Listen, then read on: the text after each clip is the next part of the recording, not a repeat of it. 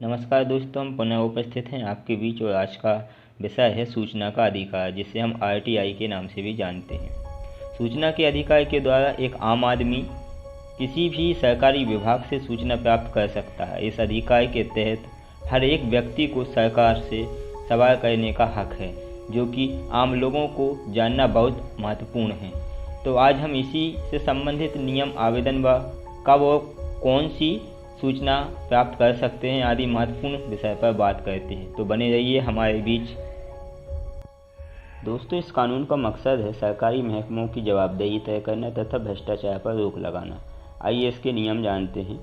ऐसी जानकारी जिसे संसद या विधानमंडल के सदस्यों को देने से इनकार नहीं किया जा सकता, उसे किसी आम आदमी को देने से भी इनकार नहीं किया जा सकता। केवल भारत के निवासी ही सूचना के अधिकार के तहत जानकारी प्राप्त कर सकते हैं। सरकारी महकमों में एक या अन्य लोक सूचना अधिकारी को नियुक्त करना आवश्यक है।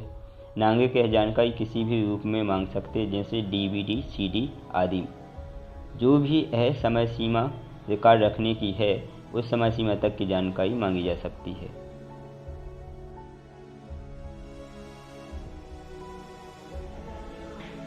आरटीआई की फीस 10 रुपये रखी गई है तथा बीपीएल कार्डधारियों के लिए फ्री है। आरटीआई के द्वारा मांगी गई जानकारी को अधिकतम 30 दिन की समय सीमा में देना होगा।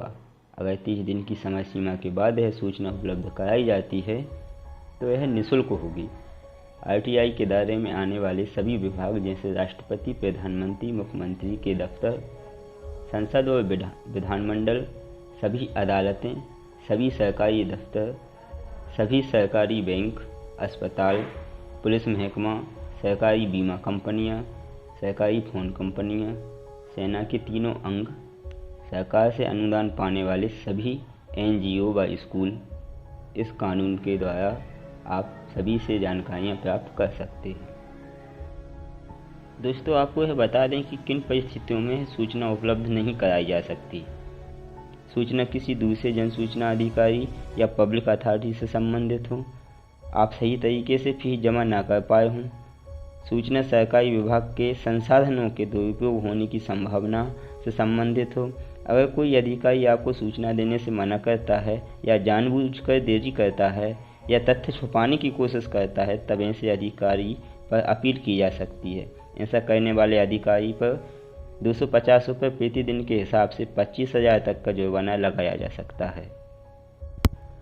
अगर आपको अपने बच्चों या स्वयं के स्कूल व कॉलेजों से संबंधित जानकारियाँ, अपने आसपास हुए सरकारी निर्माण कार्यों या किसी विभाग से संबंधित जानकारियाँ प्राप्त करना है, तो आप आरटीआई फाइल कर सकते हो। दोस्तों, अगर चैनल को सब्सक्राइब नहीं किया है तो आज ही सब्सक्राइब कर लें, क्योंकि यह महत्वपूर्ण जानकारियाँ आपके लिए बहुउपयोगी हैं। चलिए हम बात करते हैं आरटीआई लिखने के तरीके के बारे में। आरटीआई कैसे लिखें? आरटीआई लिखने हेतु कोई तय प्रोफार्मा नहीं है। सादे कागज़ पर हाथ से लिखकर या टाइप करके 10 रुपये की फीस के साथ अपना आवेदन संबंधित अधिकारी के पास जमा कर सकते हैं। आवेदक को सूचना मांगने हेतु कोई वजह या पर्सनल ब्यौरा देने की आवश्यकता नहीं है। केवल अपना नाम व पता देना ही आवश्यक होगा। लेकिन दोस्तों, कुछ ऐसी जानकारियाँ जिन्हें आप प्राप्त नहीं कर सकते, जैसे जिनके सार्वजनिक होने से देश की एकता व सुरक्षा को खतरा हो, दूसरे देशों से भारत के जुड़े मामले संबंधित जानकारियाँ, ऐसी जानकारियाँ जो किसी निजी संस्थान से संबंधित हों, आप वह जानकारियाँ प्राप्त नहीं कर सकते। जानते हैं दोस्तों, आरटीआई से संबंधित महत्वपूर्ण धाराएँ। धारा 6 की उपधारा 1 आरटीआई का आवेदन लिखने की बात करती है। धारा 6 की उपधारा 3 आवेदन गलत विभाग में चला गया तो 5 दिन के भीतर सही विभाग में भेजना होगा। धारा 7 की उपधारा 5 बीपीएल कार्डधारियों को निःशुल्क सूचना देने का प्रावधान करती है। धारा 7 की उपधारा 6 आरटीआई का जवाब 30 दिनों में नहीं आता तो सूचना निःशुल्क दी जाएगी का प्रावधान करती है। धारा 8 वो सूचना जो देश की सुरक्षा हेतु खतरा हो नहीं दी जाएगी। धारा 18 यह प्रावधान करती है कि कोई अधिकारी जवाब नहीं देता तो उसकी शिकायत सूचना अधिकारी को दी जाए। धारा 19 की उपधारा 1 आरटीआई का जवाब 30 दिनों में नहीं आता तो प्रथम अपीली अधिकारी को प्रथम अपील कर सकते हैं। धारा 19 की उपधारा 3 प्रथम अपील का भी जवाब नहीं आता तो इस धारा की मदद से 90 दिन के अंदर दूसरी अपील की जा सकती है। दोस्तों, अगर आपके द्वारा मांगी गई सूचना आपको प्राप्त नहीं होती तो यह कानून आपको अपील करने का अधिकार भी देता है। ऐसी अपील जन सूचना अधिकारी का जवाब मिलने की तारीख से या 30 दिन के अंदर की जा सकती है। आवेदक प्रथम अपील अधिकारी को अपील कर सकता है। इसके लिए कोई फीस नहीं देनी होती। प्रथम अपील अधिकारी को 30 दिन या खास मामलों में 45 दिन के अंदर अपील का निपटान करना होगा।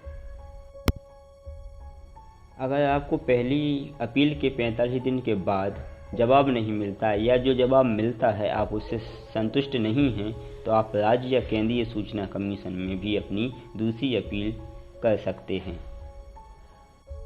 अगर आप ऑनलाइन RTI फाइल करना चाहते हैं तो rti.online.gov.in पर कर सकते हैं। आशा है दोस्तों हमारी यह महत्वपूर्ण जानकारी आपके लिए बहुउपयोगी साबित होगी।